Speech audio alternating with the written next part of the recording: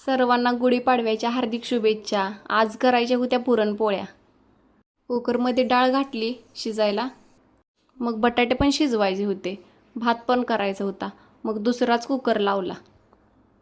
त्यात मग घातला बटाटे शिजायला आणि तांदूळ स्वच्छ धुवून घातले भात करायला। दोन्ही गॅसवर 2 कुकर लावले।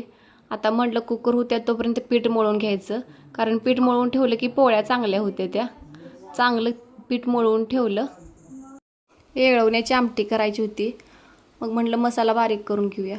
खोबऱ्याचं बारीक तुकडं करून घेतलं, लसूण थोडा निवडून घेतला आणि मिक्सरला मसाला छान असा बारीक करून घेतला।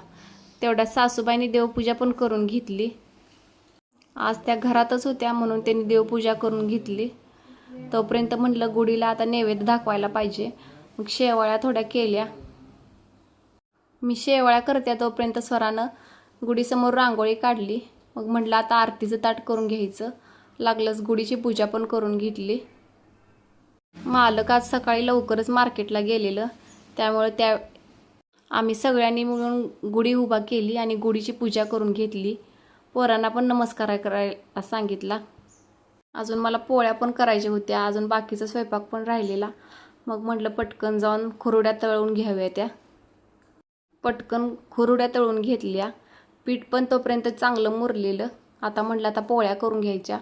स्वरानं माझ्या आज पुरण मला करून दिले। पीठ पण मुरलंय चांगलं आणि पुरण पण छान झालं। आज मी पटकन पोळ्या तयार करायला घेतल्या। तेवढ्यात सासूबाई आल्या। सासूबाई म्हणले आज पोळ्या चांगल्याच झाल्यात की। पोळ्या झाल्यावर मी गुढीला नैवेद्य दाखवून घेतला आणि सगळ्या देवांना पण नैवेद्य दाखवून घेतला। तेवढ्यात मालक आले मार्केटमधनं।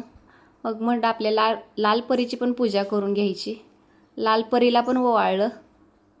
गाडीमध्ये कांदा बटाटा लसूण होता, मग लसणाची कांदा बटाट्याची पण पूजा करून घेतली।